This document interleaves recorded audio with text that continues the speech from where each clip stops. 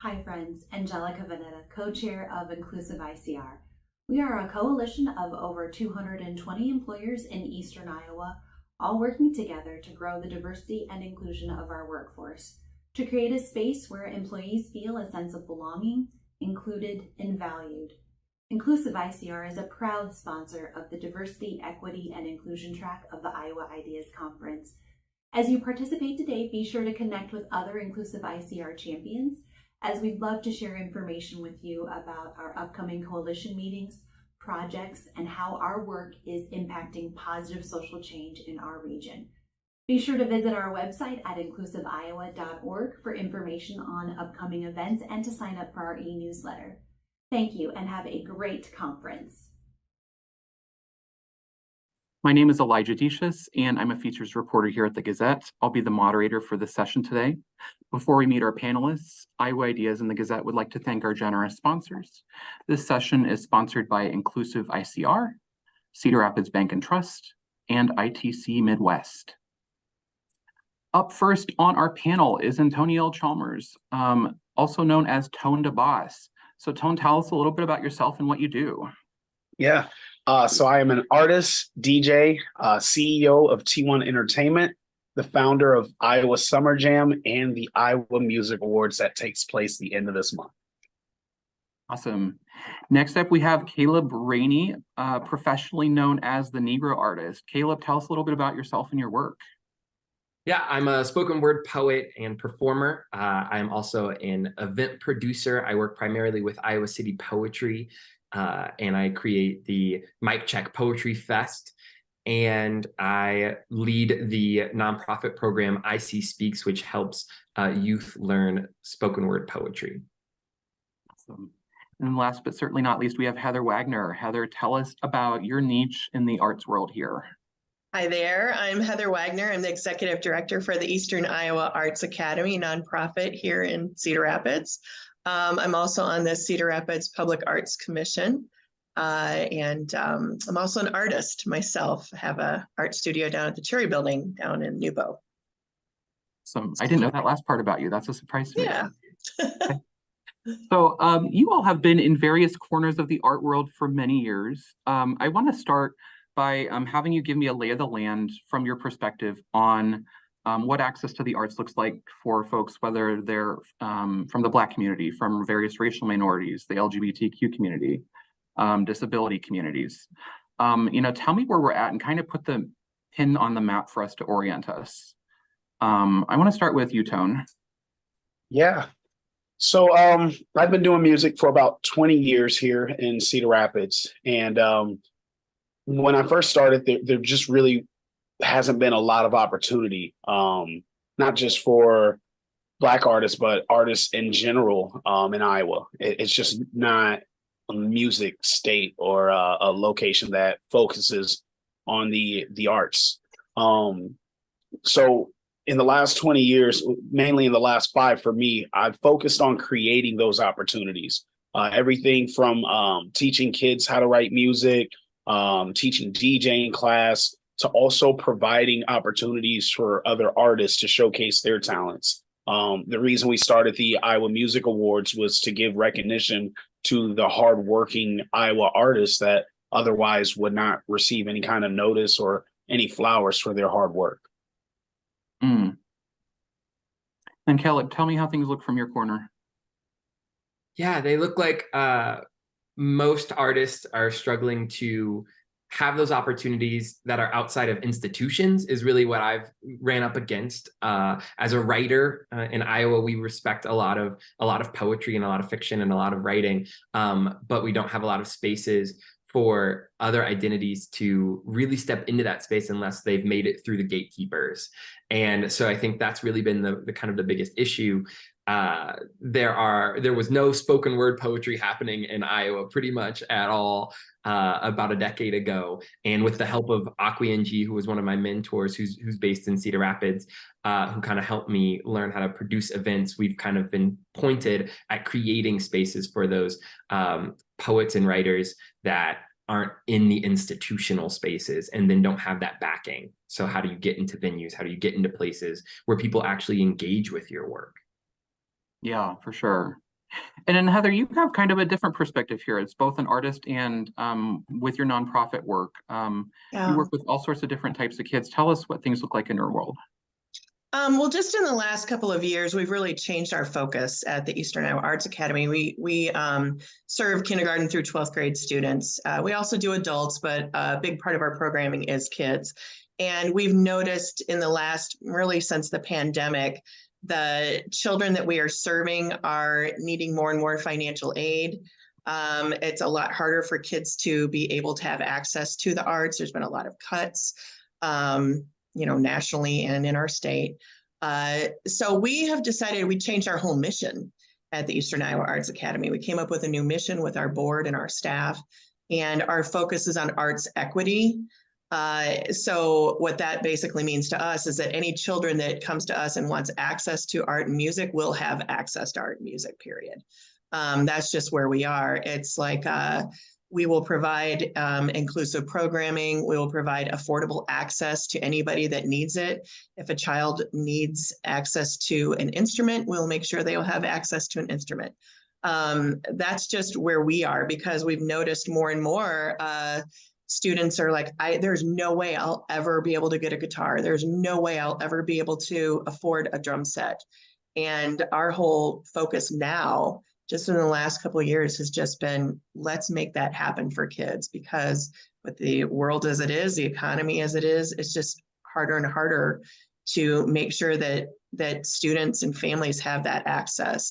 So that's where we are. We just want to make sure that everyone is able to get it, no matter where they come from, no matter what their walk in life is, no matter what kind of hardships that they've endured.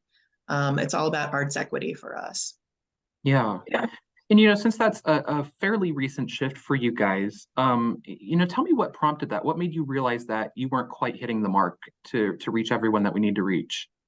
Right. Well, we started noticing that we were losing kids for transportation. That was a big thing. Like, we had classes here at the Arts Academy, and we thought, why can't these kids come to our classes? Well, they don't have transportation. That was a big thing that we started noticing. Well, we'd have to cancel a class because we didn't have the enrollment. And then we started looking into that, and we thought, oh, they can't get here. Like mom and dad was working, or they didn't have, or they were living with grandparents, or they were in situations where, mom and dad were a lot of times, in jail, and a lot of our kids. And so they just weren't able to get here. And so we decided that we needed to change things there. And so we started looking into transportation in ways that we could go pick up kids. So we started our Arts Van Go program, where we would go to schools after school, and we would take a van and we would go get kids and bring them back to the Arts Academy. And then we started looking into how many of our students were needing financial aid. And that went up just in the last year from 43% of our kids needing financial aid. Now it's up to 76% of our kids needing financial aid, just in the last year. That was a huge red flag for us. That's unreal, so we had to change things. That was like, well, things are changing. The world is changing. We need to change with it. Wow, those are some staggering numbers. That's almost doubling there. Yeah, it's huge. Okay. Tony and Caleb, tell me about some of the biggest challenges facing our diverse artists today. I think that's a good segue into that. I feel like the big three for me that I've come across in my years of doing this are funding, press, and attendance. The lack of support financially that you get as, especially like a hip hop artist or someone from our culture. It's all about the investments that we make. When other genres get opportunities for like paid gigs, or they have booking agents, and there's different venues that will actually reach out that's looking for that style. With hip hop, we have to typically rent the venue, and as mentioned earlier, we have to create the space. There's not anyone looking to book a local hip hop artist. It's got a lot of bad stigmas around it that aren't necessarily just hip hop, related. There's a lot of opportunity there that we're just looked over, looked past, and it makes it really tough. So, when it comes to funding, everything is self-funded. We've got to rent the venue, and we're charged for, we got to have extra security and extra staff, and we're limited to hours that other genres and other musicians aren't limited to. So that's one of the biggest issues. Again, press not getting any support from, whether it's newspapers, the actual news, in any form of support and awareness. With the lack thereof, it's very hard to promote outside of, again, self-funding and doing online social media ads, print material.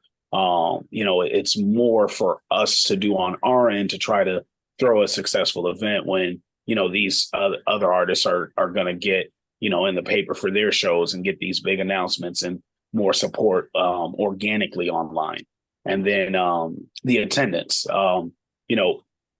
if you are a supporter of us as an artist or what we do, it's very important to just show up, whether it is a $5-10 cover. It's actually kind of ironic. Most of my events, where I try to always throw a free event every other week or so, but the ones that are paid events tend to get a bigger attendance for some reason. And I try to throw the free events so they see what we have in store, so we get to network and showcase the best version of ourselves, so they do come to the paid shows. But again, with the other two things missing, funding and press, it's just kind of hard to get the word out.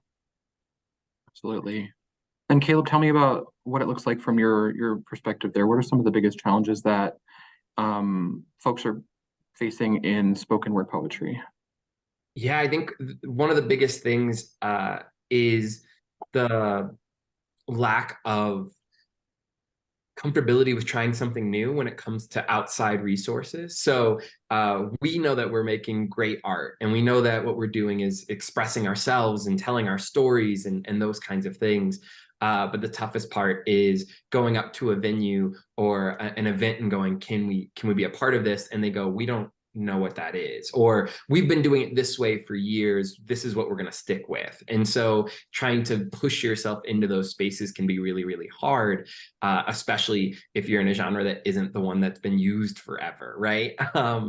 And especially with spoken word, it ends up being it is a black art, right? It's based in Black history, and that already adds these questions. There are times where I, as the only person, I'm going into a space trying to sell this event or sell this this art form, and like, hey, it should be in this space, or it would be perfect for this event. And you can tell that I have to do a lot of the work to get them to trust me before they'd be willing to give any risk there, because I'm seen as a risk first.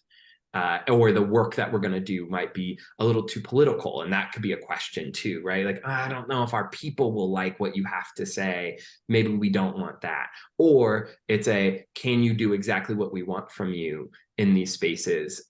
Because that's the only thing that we would really want. We want a poem that makes us feel good, rather than a poem that might tell you how Iowa has its own issues, right? And so that kind of stuff ends up being a big barrier, and also just discouraging. It's hard to then continue to want to make the art, continue to want to do this work, or convince other people to do it with you when you're having to work 10 times harder. Absolutely. And I think, you touched on how just the history of spoken word and how it's rooted in Black history here. I think it's really important for us to consider the historical context. So tell me how the current state for spoken word poets compares to what it was 10 years ago. I know just from our prior conversations that, back in the day, you were kind of making your own space because it didn't exist. Yes. So there has been growth, right? I like to be positive. There has been growth. But yeah, 10 years ago, I couldn't find an open mic, a place for poets who weren't a part of the University of Iowa, right? And already had their own establishment and prestige there. There was no place for little old Caleb to share his poems, even if they were good, right? And I ended up driving, I was in Iowa City, I ended up driving 30 minutes just to go to the only open mic I could find within hours of Iowa City.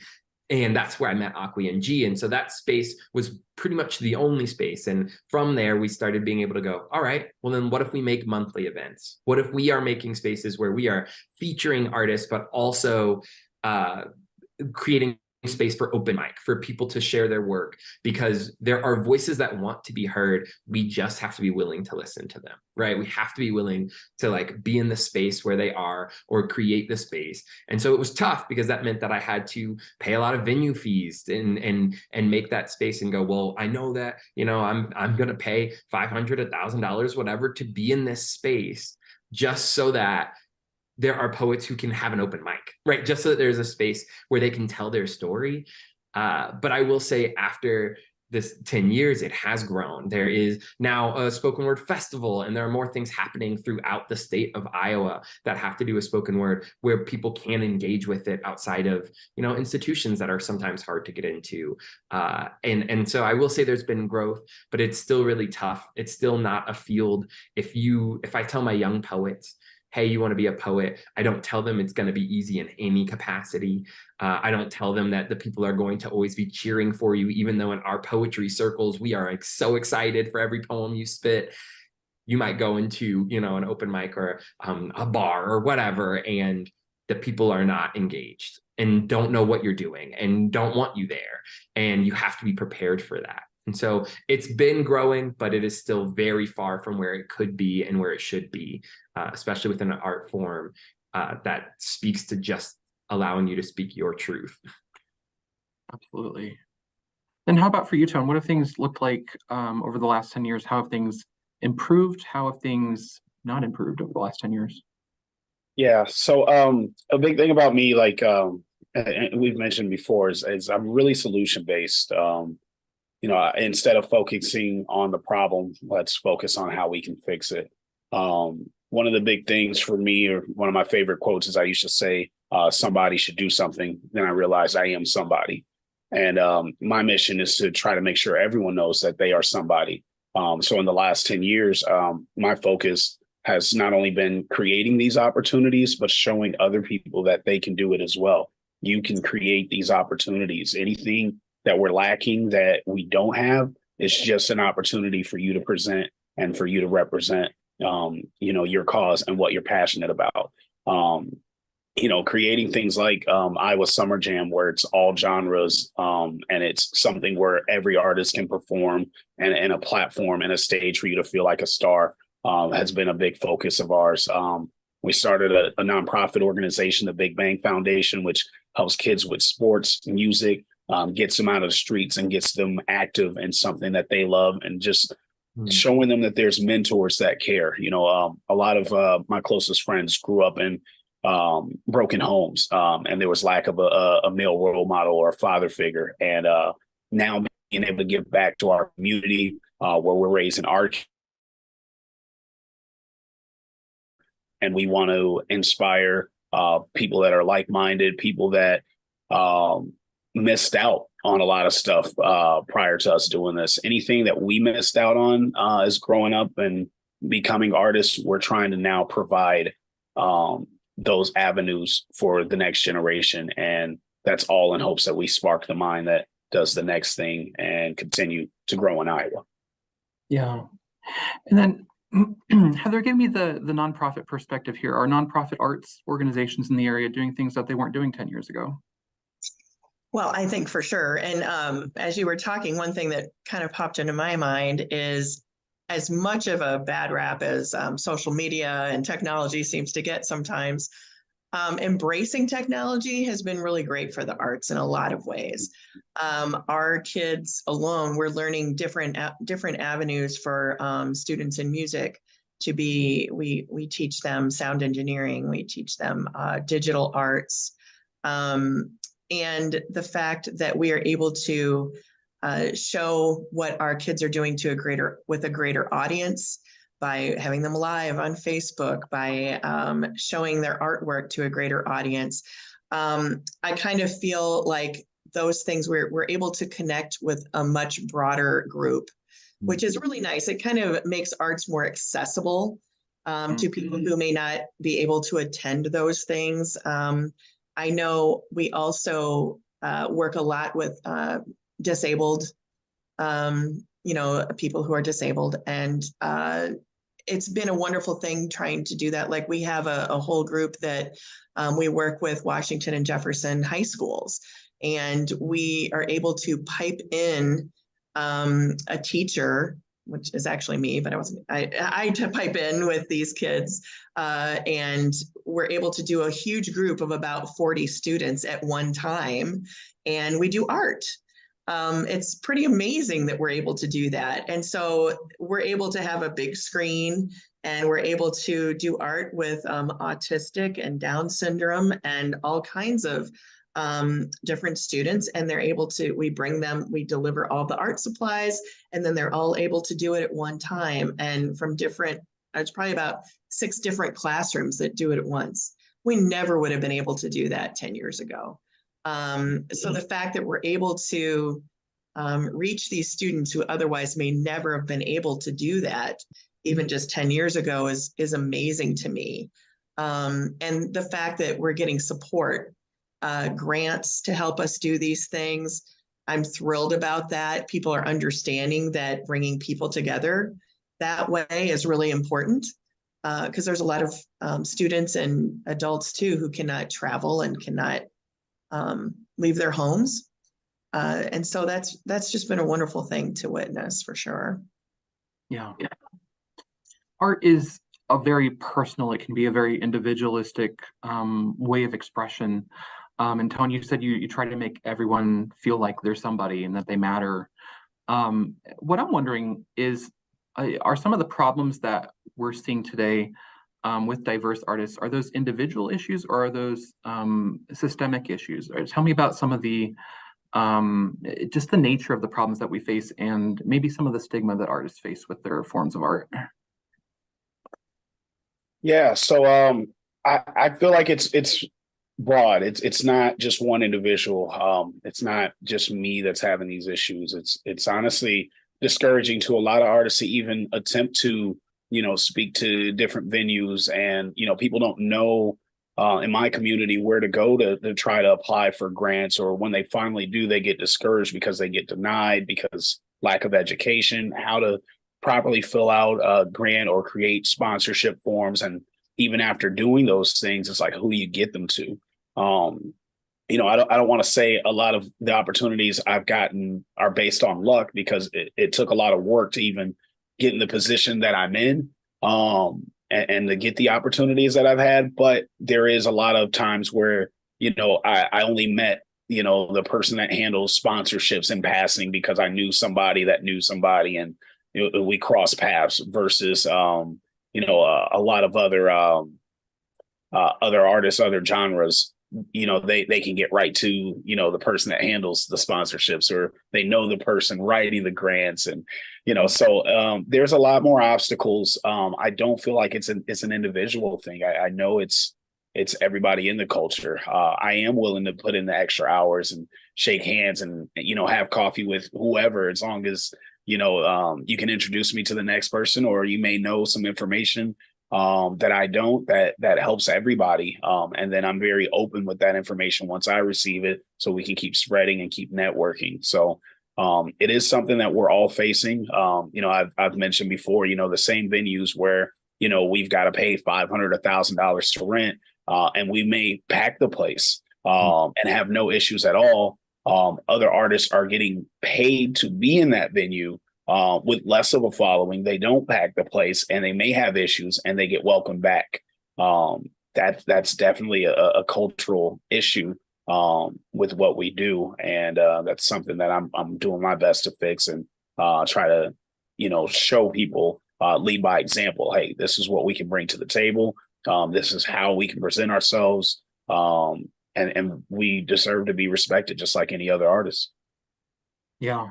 And I imagine that, that's kind of a catch-22 for people from disadvantaged backgrounds. They can't afford to be working without pay,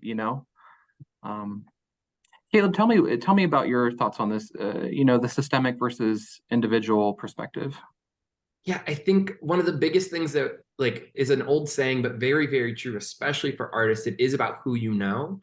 And we know that systematically there are plenty of identities that don't get to know the people in power, right? I inherently do not know as many business owners as Bob Smith, right? Like I won't know as many, and therefore do not have the like social capital in order to make some of the moves that make it so that you can get into those spaces. I think it even flips on the other side for the artist, and there's also a lot of pressure to be hyper professional in order to get past those barriers. And that can be a whole nother devastating or like heavy thing to hold when you're also just trying to make good art, right? Like when you're just trying to be the best artist that you can be, which is a taxing and big thing to take on. Now you also have to be the most professional in the room because you won't be allowed back in the room, right? If you're not. And so there's this like a whole lot of work that gets added when you have another identity that is marginalized, right? That is not respected, or an art form that isn't. And that is kind of the thing that gets so that glaringly means that it is systematic. Because if it's the moment that now I know who to call, my problem is no longer a problem, that means it was a system. That means it was not because I didn't know how to do the work, because I am always willing to do the work. Always, right? It's just that now I'm 10 years in the game and I happen to now know who to call to make sure my grant is proofread and looks good, right? I now know who to call to co-sign on a grant, right? To say that they're going to be a community sponsor or partner for this thing, because I happen to be grinding constantly to do that. But that's systematic. Like that's because I wasn't given that entryway or those connections inherently, where I can talk to Bob Smith and he'd be like, oh yeah, my dad knows the person who owns that coffee shop down the street. And I'd be like, for real? Like cool, because why am I hounding emails or knocking on doors trying to get them to answer me? And they're dismissive, but you can call your dad to call your friend, and then all of a sudden the show's happening next week. Like how does that happen, right? And that's not because I as an individual am not friendly enough or don't. It's because we are set up to know who we know, and that's how we can benefit and use it. And it's based off of that system of, well, if I know you, I'll give you a chance. If I know you, you get to. But we know historically that Black people, LGBTQIA, like these people aren't allowed to have those connections and with that strength, at least. Yeah, absolutely. You and Tone have really pulled yourself up by the bootstraps, so to speak, in a world that was built against you. Despite all the hard work that you've put in, does it feel like you've gotten lucky, or like you're a one-off situation? It feels like it, and I have to check myself, right? Like, because it does feel lucky. And I'll name one of the things that helped change my career as an individual artist was that I got to go on Charity Nebby's show on Talk of Iowa, right? That changed part of my career. And that was luck, because I happened to run into the producer of Iowa Public Radio, and she liked me. And I said, please come to a show I'm doing next week. And she said, well, I'm free on Thursday. Sure. Showed up and was like, actually, this is really good, right? Like that's what happened, right? And so it feels like luck, but at the same time, it was because everyone I was talking to that week knew I was doing a show next week. Right, like because actually every person in my life who had interacted with me knew that, because I was doing the work. So it wasn't really luck, but at the same time, it's like constantly throwing noodles at the wall and hoping they stick. And that feels like luck, but at the same time, we have to acknowledge the throwing of the noodles is the risky part of being an artist. And it's even harder when you have identities and art forms that aren't respected culturally, right, societally. So it feels like luck, but it's not. My goal is to make it so that it's way less work for those who come after me. And there's already going to put you in a room with whoever you need to be with right away, right? I'm not going to be like, well, let me see what you got. Or, I'll check out your stuff. I'll get back to you. No, you want to do, okay, cool. I know so-and-so, boom, I got you. Because I will then leverage all of the luck I feel like I've had to make sure that other people don't have to feel lucky, but that they get to just do the work. Yeah. Tell me about that, and whether you also struggle with that kind of imposter syndrome kind of thing, and whether that's, a common experience for the artists of color that you work with. Yeah. So for me, I know that I put in a lot of work over the years, but there is a factor of luck that plays into it. I was lucky and blessed enough. Just last year, one of my songs got picked up by the WNBA. And then that song was then heard by the NBA. And after the Golden State Warriors won, they used the record. And what kind of sucked about that experience is everybody, oh, you're just lucky, you're just lucky.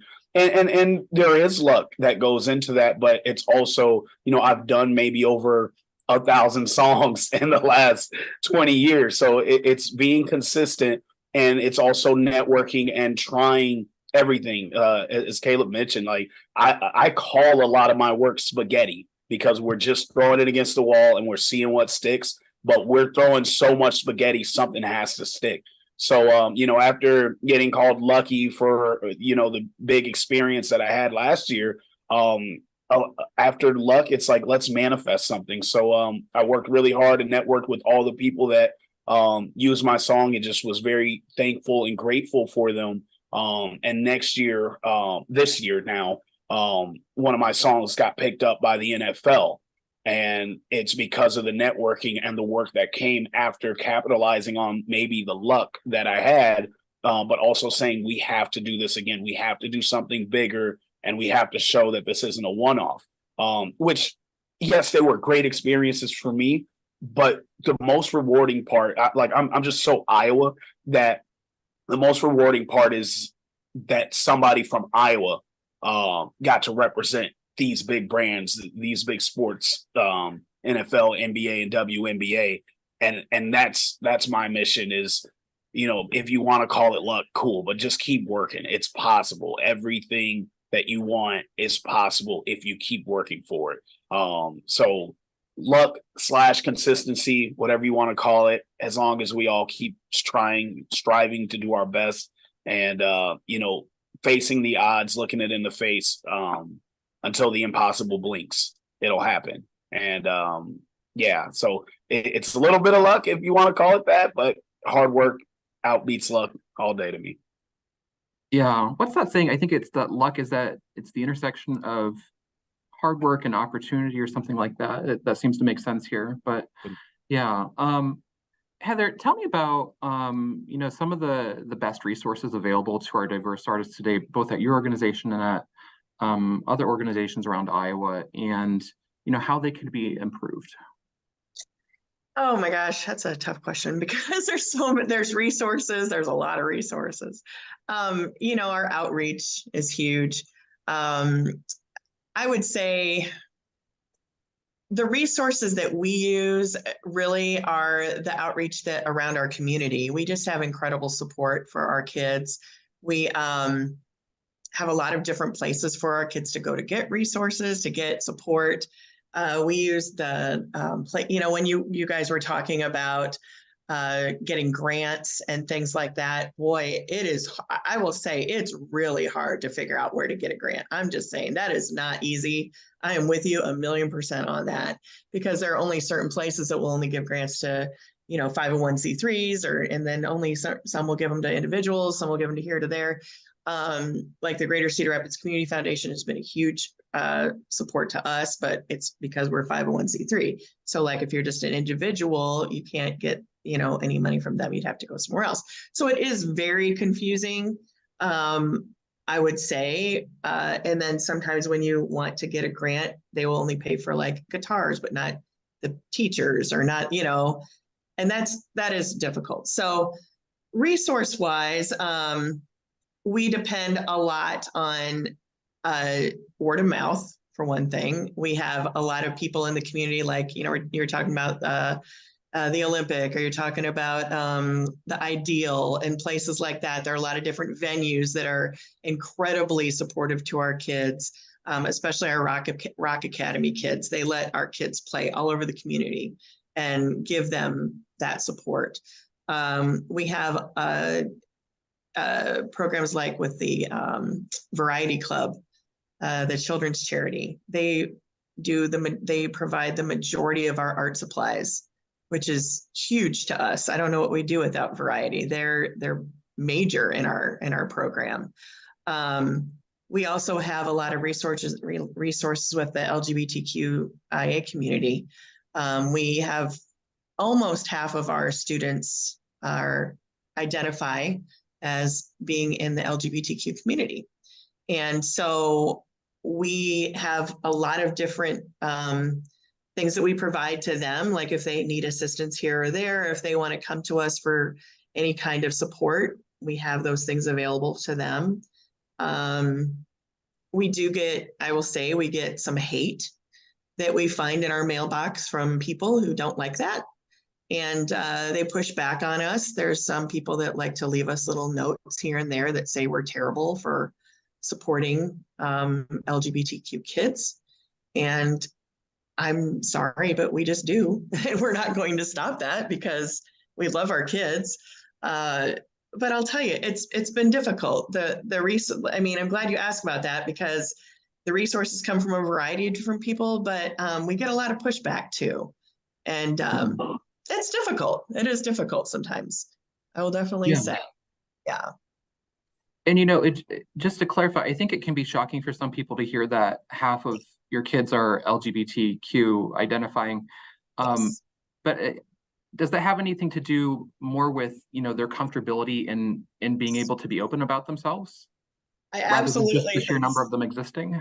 Yeah. And it's interesting. We talk about it all the time at staff, and a lot of it is we feel like we're a safe space. We're a very safe space for kids. We make that very well known. We have it right when you walk in the door, and we tell kids, as soon as you're here, we want you to know this is a place you can be yourself. If you're questioning who you are, you can question it here. It's fine.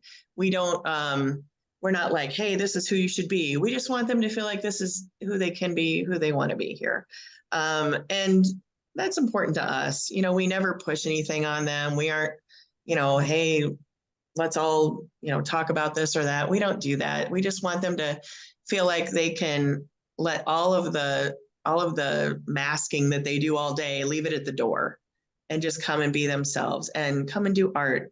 If you want to come in and not talk to anybody, that's fine. If you want to come in and talk to everybody from all the different schools, that's great too. If you want to write a song about how mad you are about, the kid next door, go ahead. We don't care. We want you to come and be who you are.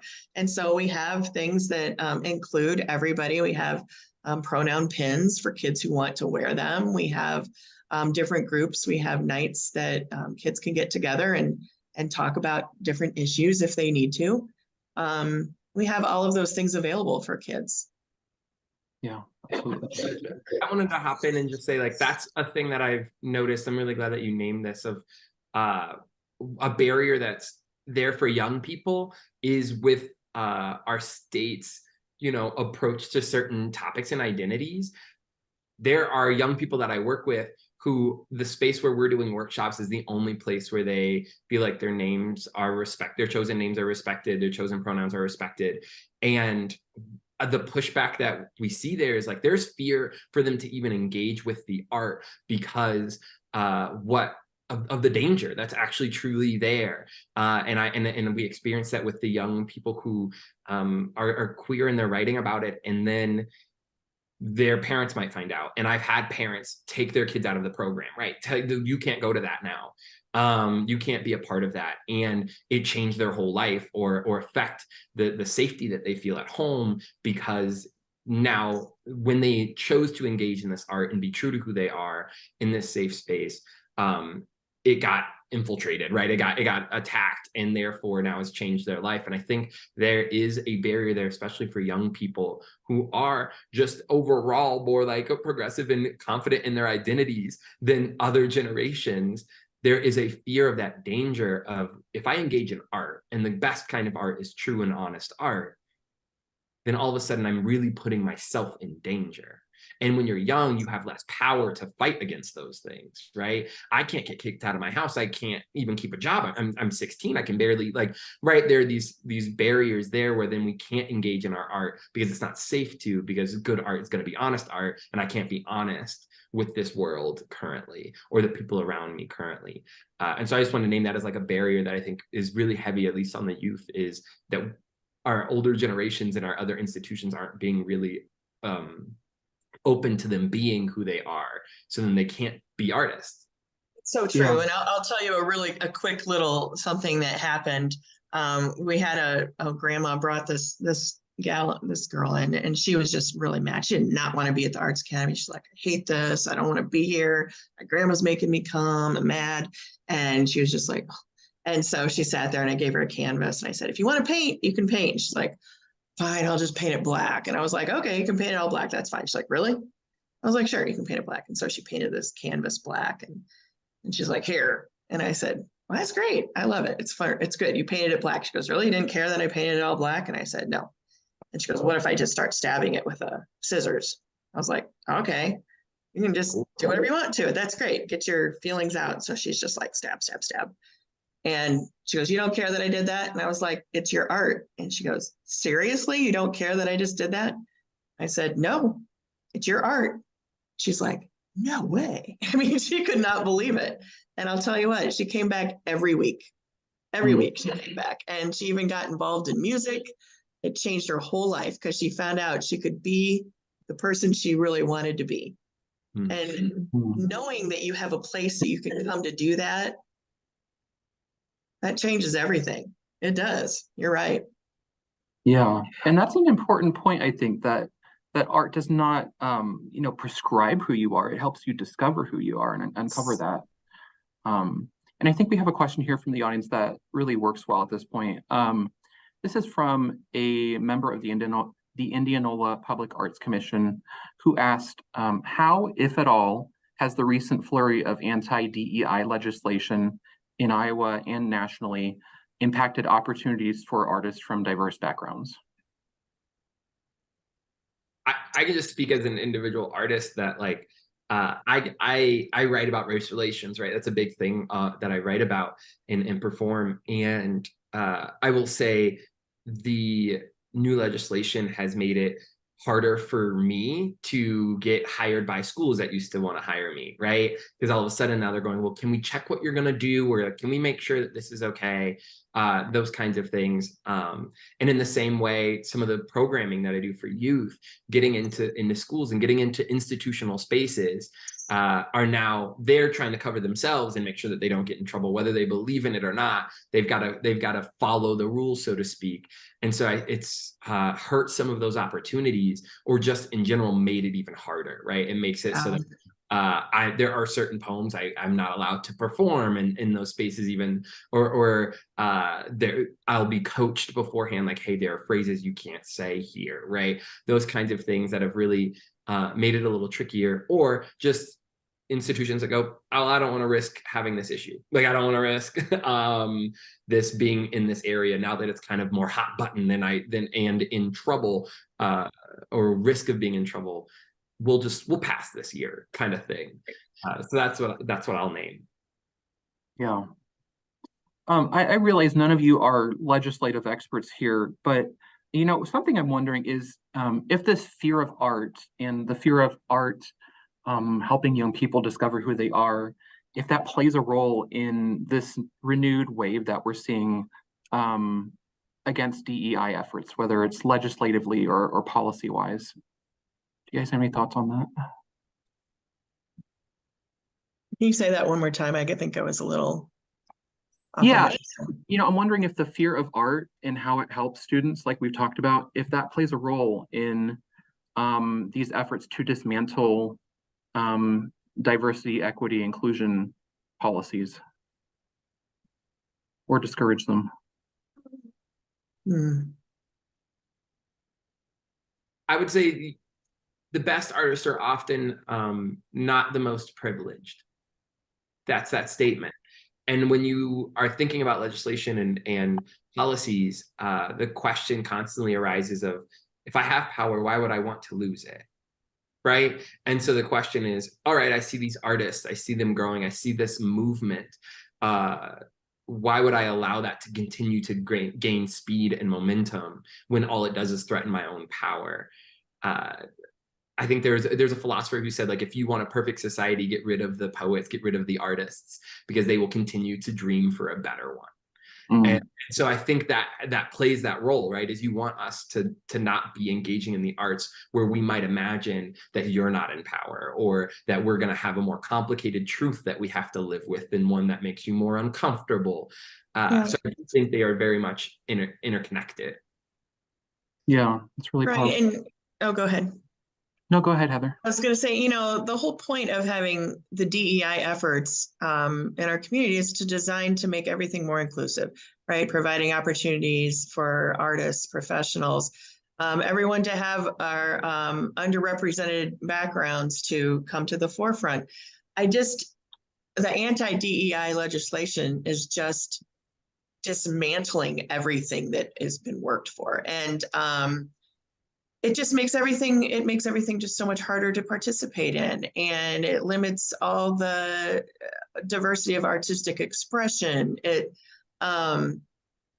It's just, I can't even understand. I think people are so afraid when they hear, a lot of people anyway, are afraid when they hear DEI. They don't understand what that means. They think, what do I have to do?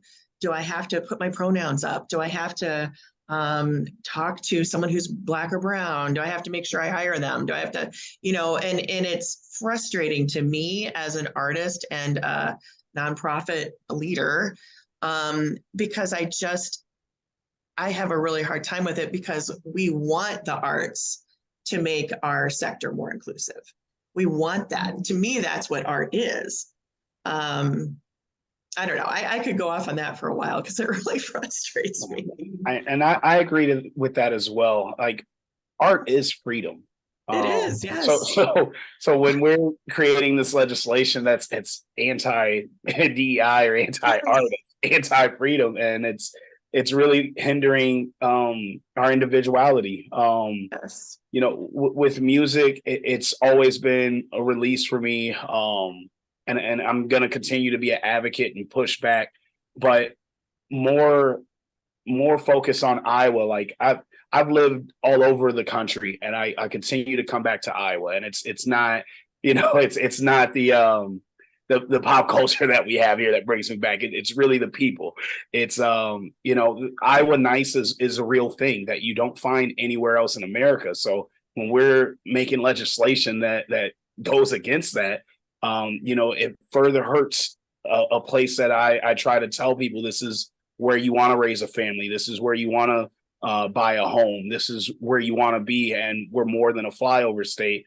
Well, now we're putting things in place that adds to whatever negative stigmas Iowa already has. Yeah.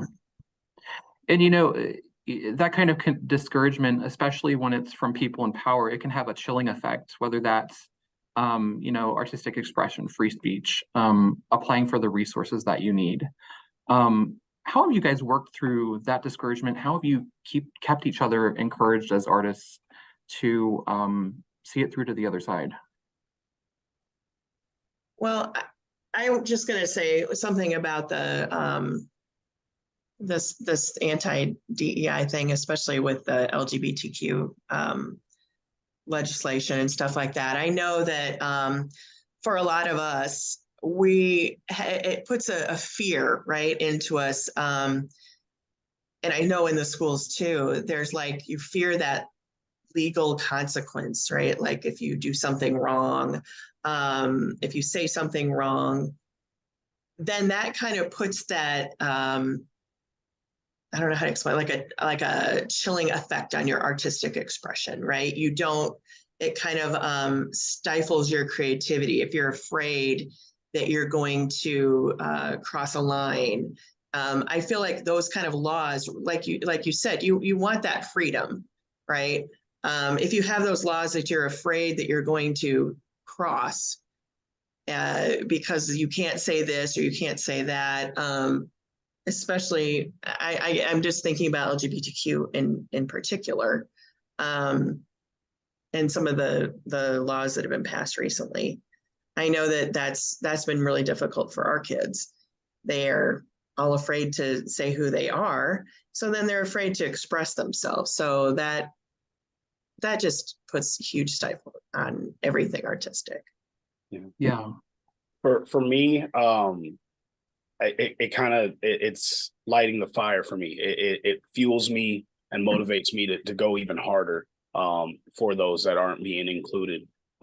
So with the music award, something we do is we give a LGBTQIA Artist of the Year just for representation, so they have their moment, so they can speak. And we have gotten pushback on that, and to me, it's like, why? The fact that I'm getting pushback makes me want to do it way more and give it an even bigger segment. And we got to have representation for everybody, and we're going to continue to create platforms and opportunities for the people that it seems like they constantly try to take away from them.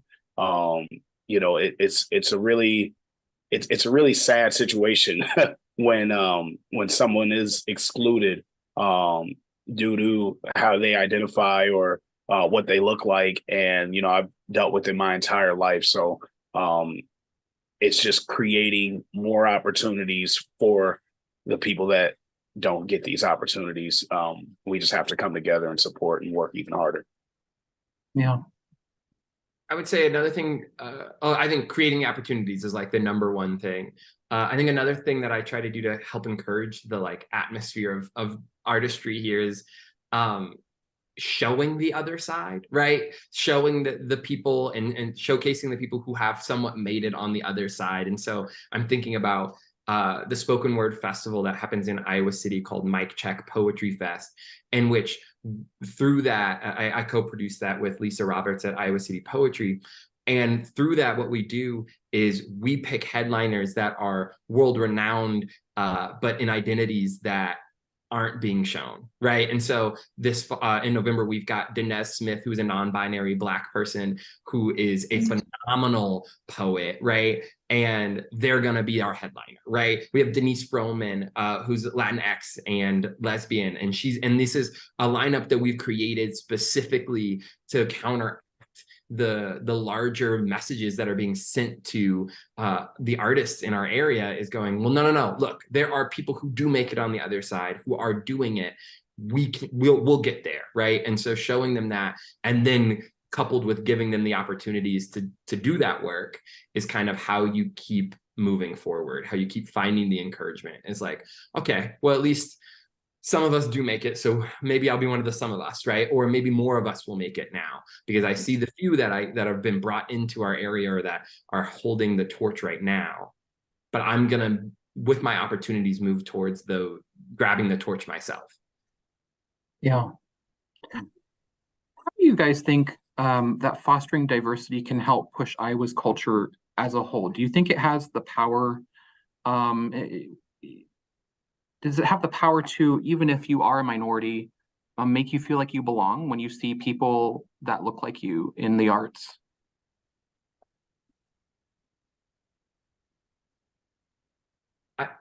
Yes. And maybe that's a dumb question, but I mean, it can be encouraging and still feel like not enough. And so I think that's where like my heart like tripped a second, because like I can see that and still feel like I can see other artists with identities I hold doing really well and still feel like that it's the question of, did they get lucky, right? But at the same time, if you see enough artists doing what it is you really want to be doing, you start having to go, well, that can't just be luck. There has to be something there that I could be doing. And so I think there is something there of planting the seed of hope that I think is really important and doable. I think we can do it. Yeah. Awesome. What do you folks think that Iowans can do to support artists and help make a space for them to be successful in their communities? For me, it just goes back to the big three: the funding, press, and showing up. Just attend. We are creating these events for the people and the only way to support each other is raising awareness. So if you know somebody that is involved that doesn't have the opportunity, just show up. I'm a person.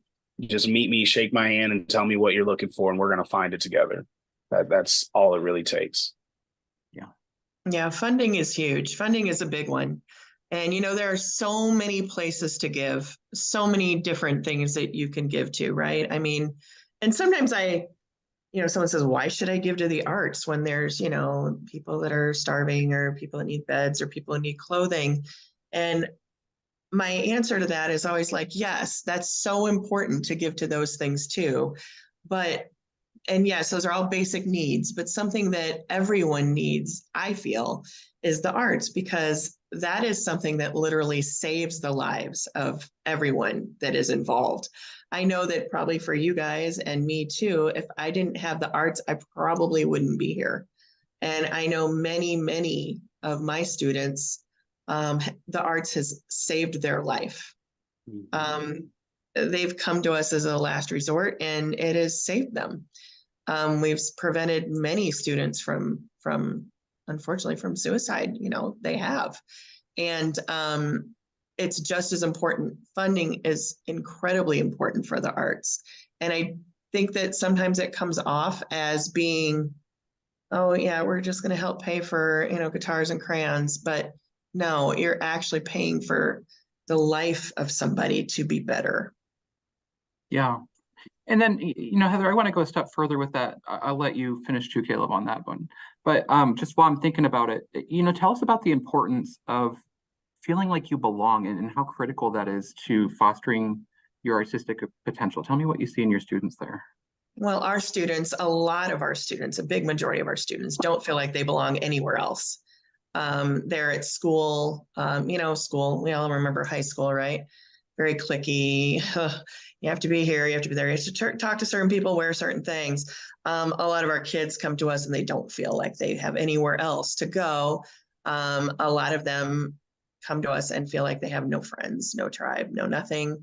They get picked on, they get bullied, made fun of for who they feel like they are, or their race, or their socioeconomic status. So when they come here, and like I said before, they leave everything outside the door, and they can come here and they can just stop and be, and they can do art. And art and music connects everybody. It really does. We all hear art, we hear music, and we're all just kind of on the same page, and the spoken word too, that just like resonates within people. We all hear that and we feel it. And it kind of is what makes us all human. And we all do feel like we belong in the arts when we hear the arts and participate in the arts. So I feel like the belonging is a whole different thing than when you're sitting in at school. You're in somewhere that makes you feel passionate about being alive. I think it may sound dramatic, but I really think that's what it is. Yeah. Well, I mean, art is dramatic, so. We're all drama queens, all of us. Caleb, tell me about that belonging part and how critical that is to not just have a seat at the table, not just to be included in the conversation in a sterile sense, but actually feeling like you belong. Yeah, when you have a sense of belonging, you also have the ability to be brave, to be honest. Those are things that it's significantly harder to do if you don't feel like you belong in that space, because then you're going to mask, you're going to do what you can in order to make the people around you feel happy because you don't feel like you belong. And you're just trying to stay in that space. I think about it a lot as, like, we talk about the necessities, right? You need food, you need water, you need shelter. But I think one that we don't actually recognize that is so clear is we need emotional security. We need that space of being able to be emotionally healthy.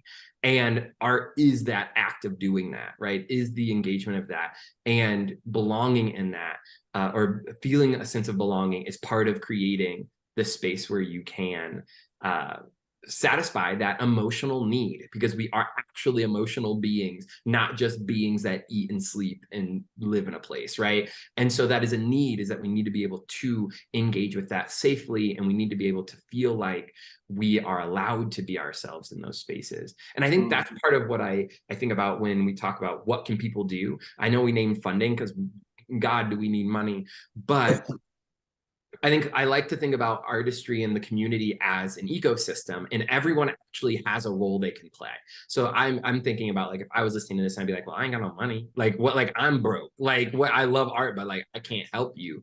Then what I would be telling you is like, but you can help me in other ways that aren't funding. What does it look like for you to always be mentioning your top 3 favorite non-white, rich, straight artists that are in Iowa, right? What does it look like for every conversation with your casual people? You're naming your favorite artists that are local artists doing things that you really enjoy. What does it look like for you to go, well, I don't have the money, but I am the third person down from who does have the money at my job. Let me go talk to them, right? What does that look like? What does it look like for you to just simply show up? What does it look like for you to be a regular at someone's show? You go, I love this artist, and I will be at every show within an hour's radius because I love you, period, right? Those are things that you can do that aren't about, I don't have thousands of dollars to give people, right? But I do have a lot of my time that I can intentionally give. I have a lot of my love I can intentionally give, and I can give my exposure. I have people on social media who will share everything I post